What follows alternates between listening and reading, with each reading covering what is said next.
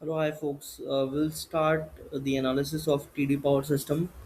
So, TD power system basically you can understand that the core business revolves around the gas generators as well as the generators for turbine. So here they make the power systems for more than 500 kWh and 20 megawatt up to 20 megawatt. So, what is driving growth for this business is the data center requirements which are coming up due to the new AI wave which is going on. So, this is the basic thing which is catering to the demand for this particular company and the industry of generators.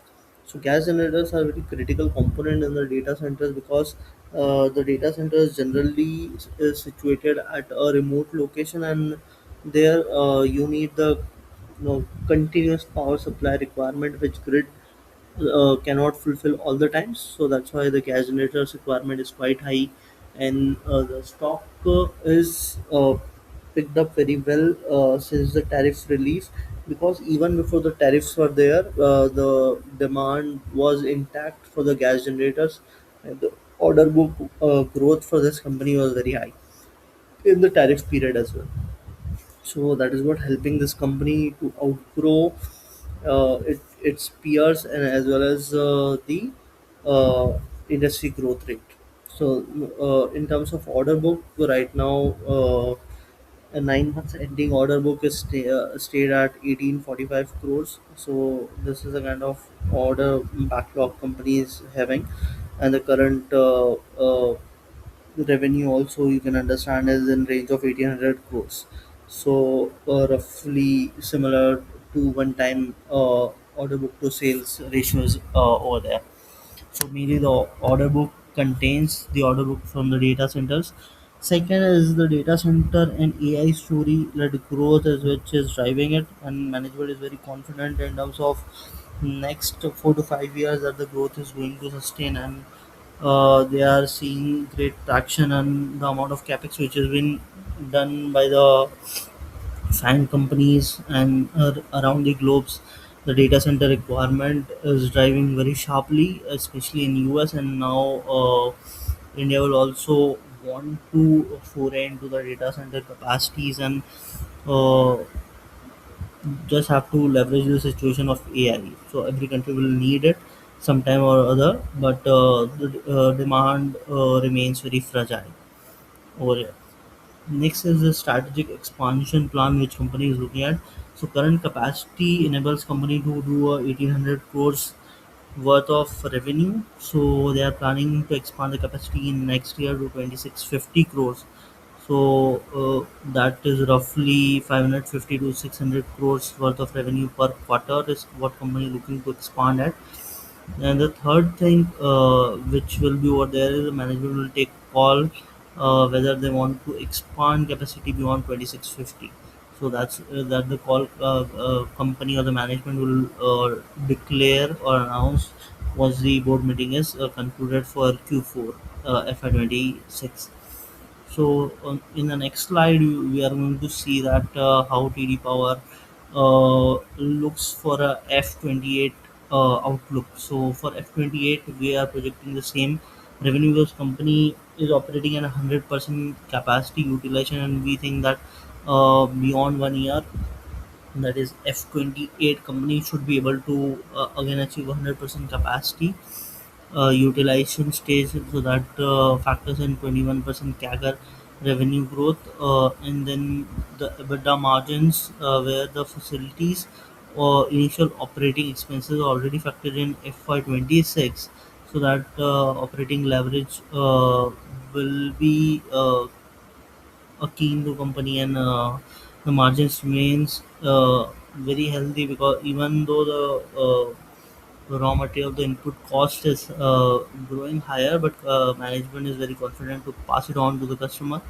uh, with the strong demand which is there in the market. Interest cost, the company is net cash positive company, so regarding the expansion, it will be funded internally. So you don't see a very debt uh, debt new debt new debt in the company for the next probably 2 years till now. But for the further expansion, company may announce some form of sourcing method that which they will be using either through debt or maybe equity dilution. So that declaration is still holds for the Q4 earnings call. So that is awaited. Then you look at depreciation. So I've taken 30 crores of depreciation in FY 28, assuming the capacity get capitalized in F 27 and F 28 and beyond. And then the PAT is assumed to grow at a 26% CAGR, with 383 is what my assumption for F 28. So current P of company for estimated FY 26 is trailing at 64, whereas I've given it a generous P of 50. So with that, the market cap growth with these kind of de-rating is assumed at 11% CAGR. So that reflects very negatively on company, that it is trading at a very higher valuation due to the strong demand in this sector. But the key aspect which will remain to see is the re-rating, or the re-rating might not be possible, but the stabilization of P or the valuation or the terminal value increase will depend entirely on how long this capex cycle for the AI data centers remains, and whether it is a structural thing which will go on for 5 to 10 years for the capex cycle, and for these companies where the expand capacity and the utilization will be at 100% or in likes of it, and that will give you the picture that they will be able to expand accordingly and utilize those capacities and take the advantage of operating leverage.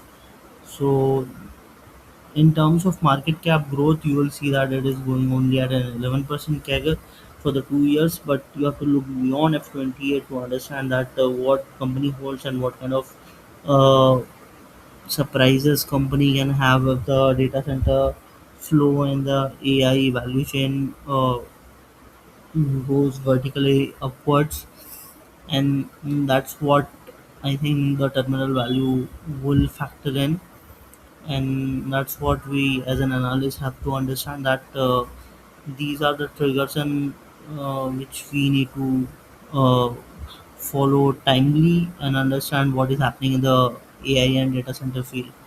So that's it from my side. This is not a investment recommendation. So I'm invested in this company. So that's the disclosure from my side. Thanks. Goodbye.